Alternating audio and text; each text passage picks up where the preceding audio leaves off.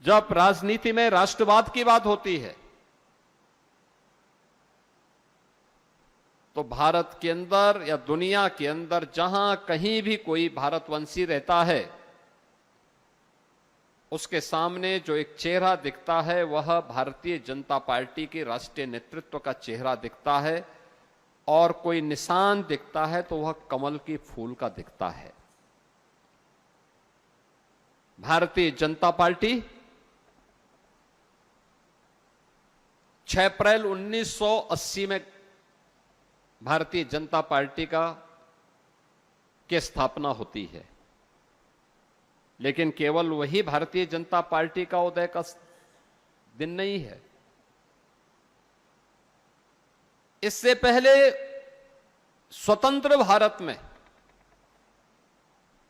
जब ये देश 1947 में आजाद होता है तो स्वतंत्र भारत में उस समय सबसे पहला कार्य हुआ कि एक राष्ट्रीय सरकार का गठन होना है। राष्ट्रीय सरकार, जिस सरकार में सभी उस समय की देश की आजादी के आंदोलन से जुड़े हुए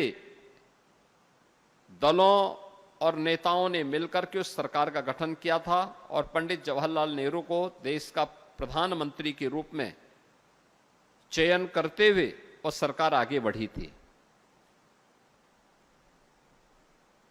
डॉक्टर श्यामा प्रसाद मुखर्जी भी उस सरकार में उद्योग और खाद्य मंत्री के रूप में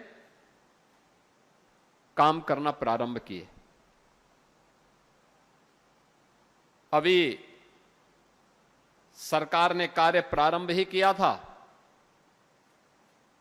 भारत के संविधान निर्माण का कार्य भी युद्ध स्तर पर चल रहा था।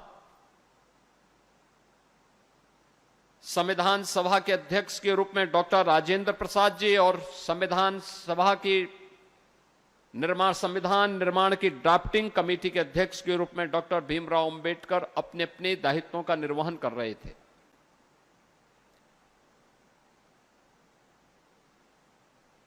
छब्बीस नवंबर 1949 को भारत का संविधान निर्मित हुआ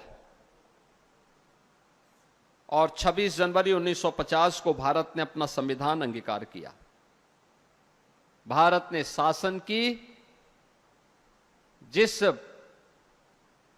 व्यवस्था को अपने यहां लागू किया वह संसदीय प्रणाली लागू हुई, जिसमें जनता के द्वारा चुने गए जनप्रतिनिधि शासन की व्यवस्था का संचालन करेंगे और शासन की व्यवस्था की बागडोर उनके हाथों में होगी। उनका चुना गया नेता देश के अंदर प्रधानमंत्री के रूप में और राज्यों में मुख्यमंत्री के रूप में उस व्यवस्था का संचालन करेंगे। अब ये पहला आम चुनाव नहीं हुआ,